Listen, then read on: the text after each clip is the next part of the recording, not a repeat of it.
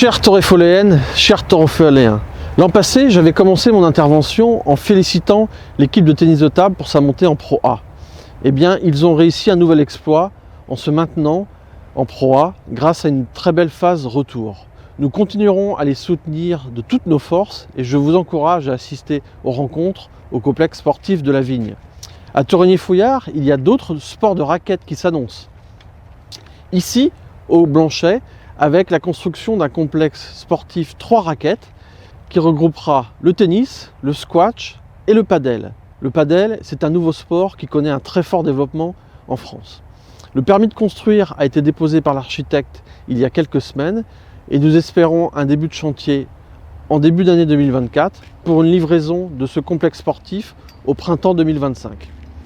500 000 € de subventions ont déjà été obtenus pour ce projet de complexe 3 raquettes. Instant d'histoire, Torréfo-Livre, Photofolie, Manimagine, le salon de peinture, une nouvelle fois de nombreux événements culturels se sont déroulés dans notre commune. Nous pensons aussi aux troupes de théâtre de l'Oiseau Lyre ou du théâtre du Clin d'œil qui animent la commune et nous avons également une pensée amicale pour les Melons Noirs. Nous avons eu aussi le plaisir en 2023 d'accueillir les Irlandais de Lusk et les Hongrois de Gurbarat avec les associations des comités de jumelage. Nous remercions tous les bénévoles qui s'investissent dans la vie associative de la commune. En 2023, nous avons continué l'aménagement de la base de loisirs à Pauprune avec un terrain de volley-ball, des terrains de pétanque, des nouveaux jeux pour les enfants, des équipements pour les sportifs comme le City Stade et des agrès. Cette base de loisirs de Pauprune a aussi accueilli le cinéma en plein air qui a ravi petits et grands. En 2023, dans un autre quartier, celui de la Clotière, une opération d'effacement des réseaux d'électricité et de téléphonie a été réalisée. Ceci permet d'améliorer votre cadre de vie. Les travaux du réseau express vélo pour Via Silva ont commencé à l'automne 2023 et sont en cours d'achèvement. Ceci vous permettra d'aller au travail dans cette zone d'activité en toute sécurité et sans aucune émission de carbone. C'est ici en mairie que vous venez de plus en plus nombreux pour les rendez-vous, pour les cartes d'identité et les passeports.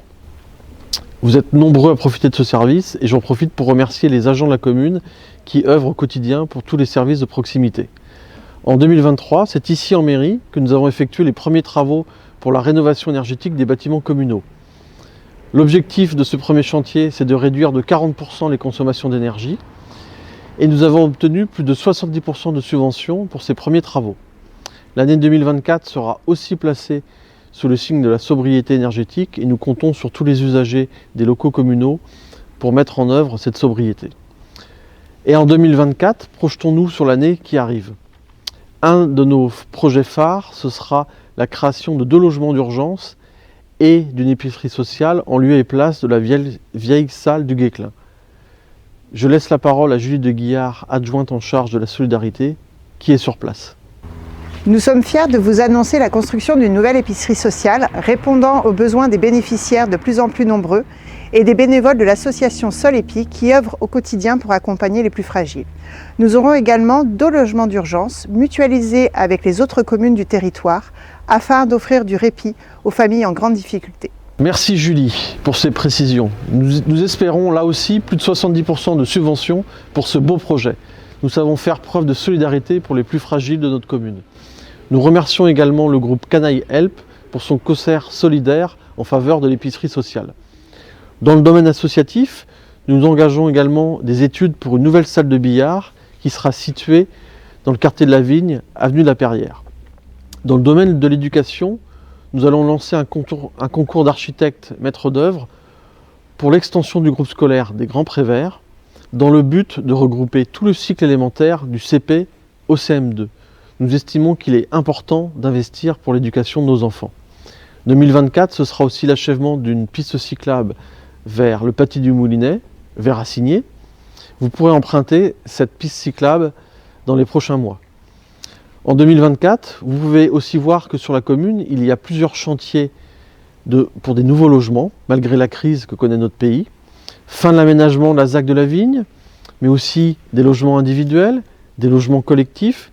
Vous pouvez voir une diversité de constructions dans notre commune et nous sommes loin de l'uniformité urbanistique que certains veulent nous imposer.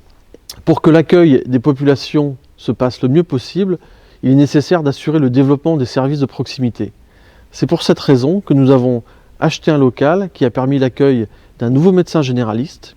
Ce local a été aménagé par les services techniques de la commune, dont je remercie la qualité du travail pour cette réalisation.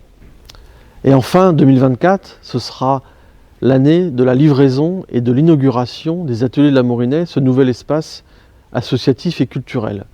Rendons-nous sur place avec Laetitia Tortelier, adjointe à la vie associative, culturelle et aux animations locales. Nous voici dans les ateliers de la Morinet et plus précisément dans la salle de poterie.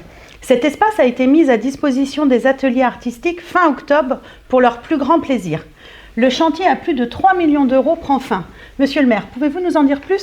Le permis de construire a été obtenu en novembre 2020. La consultation des entreprises s'est déroulée pendant l'année 2021. Le début des travaux a été en mars 2022. Une quinzaine d'entreprises ont participé à ce chantier. La réception est prévue pour la fin février 2024 pour une mise à disposition complète à toutes les associations. Le complexe de la Morinet est une magnifique réalisation architecturale composée de 3 bâtiments. Le bâtiment A est entièrement neuf, les bâtiments C et B ont fait l'objet d'une rénovation complète. L'équipe municipale a souhaité mettre un point d'honneur à une promesse de son programme, c'est-à-dire promouvoir les énergies renouvelables en équipant la toiture de ces bâtiments de 470 m² de panneaux photovoltaïques pour une puissance générant 94 kW crête. Le chauffage du bâtiment est également assuré par une chaudière à bois. Ce projet est entièrement conforme à la RE 2020 et prend en compte des matériaux à faible émission de carbone avec un recyclage potentiel en fin de vie. Ce chantier a bénéficié au total de plus de 1,2 million d'euros de subventions, dont 540 000 euros au titre de France Relance. Les associations de danse, de théâtre, de musique et l'atelier artistique sont impatientes de prendre place dans tout ce lieu et nous aussi. Merci pour ces précisions. La future livraison de cet espace associatif et culturel est l'occasion pour nous de vous annoncer que dès septembre 2024, la ville vous proposera une première saison culturelle riche de nouveaux spectacles. On vous y attend nombreux. Vous le voyez, nous avons beaucoup de projets pour la vie de la commune. Soyez assurés de notre engagement au quotidien. Je remercie les adjoints, les conseillères déléguées et tous les conseillers municipaux qui m'accompagnent au quotidien. Enfin, au nom de tout le conseil municipal, je vous souhaite une très bonne année 2024.